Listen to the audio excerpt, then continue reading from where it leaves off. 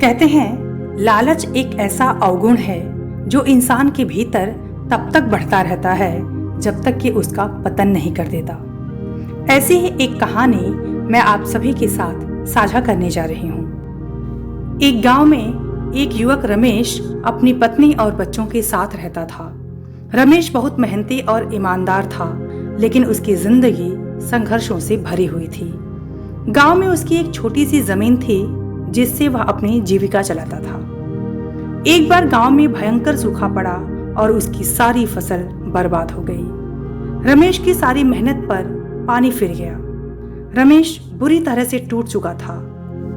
रमेश के घर की आर्थिक स्थिति दिन ब दिन खराब होती जा रही थी। तभी दोनों पति पत्नी ने निर्णय लिया कि रमेश अब शहर जाएगा और वहां नौकरी ढूंढेगा। सीता ने अपने गहने बेचकर उसे पैसे दिए और कहा, यह कठिन समय भी गुजर जाएगा। अब रमेश चल पड़ा शहर की ओर। यहाँ आकर रमेश ने महसूस किया कि शहर की जिंदगी गांव से बिल्कुल अलग है। यहाँ की तेज रफ्तार जिंदगी, ऊंची ऊंची इमारतें और लोगों की भीड़ ने उसे हैरान कर दिया।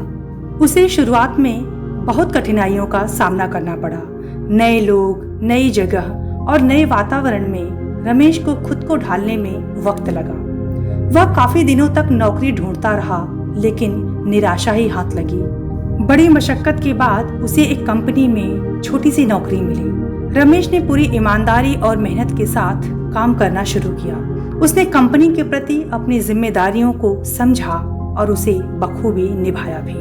ऑफिस समय पर जाना और देर तक काम करना उसकी दिनचर्या बन गई थी। रमेश की ईमानदारी और मेहनत ने कंपनी के मालिक मिस्टर शर्मा का दिल जीत लिया। शर्मा जी की कोई संतान नहीं थी, इसलिए उन्होंने रमेश को कंपनी का मैनेजर बना दिया। रमेश ने भी पूरी निष्ठा व लगन से काम किया तथा कुछ ही समय में कंपनी को एक नई ऊंचाइयों पर पहुंचा दिया। शर्मा जी ने मन ही मन में यह निर्णय ले लिया था कि मेरे बाद इस कंपनी का मालिक रमेश होगा। तभी एक दिन रमेश को कंपनी के कुछ कागजात मिले, जिससे उसे पता चला कि कंपनी में करोड़ों की संपत्ति है। कहते हैं ना, लालच एक ऐसी बुरी बला है जिसमें पड़कर मनुष्य किसी भी स्तर तक गिर जाता है। ऐसे ही लालच में आकर रमेश ने सोचा, क्यों न मालिक को धोखा देकर कंपनी अपने नाम कर लिया जाए।